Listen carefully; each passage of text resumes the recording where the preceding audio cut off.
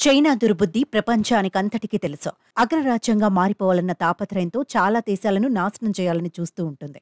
ఇతర దేశాల ఆక్రమణలకు సైతం ఈ డ్రాగన్ కంట్రీ వెనకాడదు. ప్రస్తుతం తైవాన్ దేశం కూడా చైనా అహంకారానికి గురవుతూ వస్తోంది. దీంతో చైనా ఎప్పుడు దురాక్రమణకు దిగుతుందో తెలియని పరిస్థితుల్లో డ్రాగన్ను ఢీకొట్టేందుకు భారత్, అమెరికా దేశాలతో బలమైన స్నేహ సంబంధాలను కోరుకుంటోంది. శత్రువుకు శత్రువు మిత్రుడు అన్న చందంగా ఇండియాతో ద్వైపాక్షిక సంబంధాలను బలోపేతం చేసుకోవడంపై తైవాన్ దృష్టి సారించింది. తాజాగా ఇరు దేశాల మధ్య కీలక ఎంఓయూ కుదిరింది.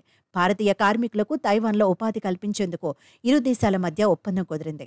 భారత్, తైవాన్ మధ్య బంధం బలపడుతోంది. ఇందులో భాగంగానే తైవాన్ దేశంలో ఇండియన్లకు ఉద్యోగ అవకాశాలు కల్పించడం కోసం ఇరు దేశాలు ఇటీవలే ఓ ఒప్పందం కుదుర్చుకున్నాయి. ఇరు దేశాల ప్రజలకు ప్రయోజనకరంగా ఉండేలా ఈ ఎంఓయూకు రూపకల్పన చేశారు. తైవాన్తో ఎంఓయూపై సంతకం చేయాలని భారత్ గత ఏడాది నవంబర్లోనే ఓ నిర్ణయానికి వచ్చింది. దీనిని తైవాన్ విదేశీ వ్యవహారాల మంత్రిత్వ శాఖ స్వయంగా వెల్లడించింది. 1,00,000 మంది భారతీయ కార్మికులకు తైవాన్లో పనిచేసే సౌలభ్యం లభిస్తుంది. వీరికి మంచి వేతనాలతో పాటు సదుపాయాలను కల్పిస్తారు. తైవాన్కు అవసరాలకు అనుగుణంగా కార్మికులను భారత ప్రభుత్వమే ఎంపిక చేసి వారికి శిక్షణ ఇచ్చి తైవాన్కి పంపిస్తుందని తెలుస్తోంది. ఈ ఒప్పందంలో భాగంగా 1,00,000 మంది భారతీయులు తైవాన్లో పనిచేయడానికి వెళ్లే అవకాశం ఉంది. తైవాన్ దేశంలో జననాల రేటు తక్కువగా ఉండటంతో 2025 నాటికి 20% వృద్ధ జనాభా ఉంటారని, కార్మికుల కొరత గణనీయంగా పెరుగుతుందని గణాంకాలు చెబుతున్నాయి. ఈ కారణంగానే తైవాన్ ప్రస్తుతం వలస కార్మికుల మీద ఆధారపడుతోంది. ముఖ్యంగా మ్యానుఫ్యాక్చరింగ్, కన్స్ట్రక్షన్, వ్యవసాయ రంగాల్లో పనివారి కొరత ఆ దేశాన్ని వేధిస్తోంది.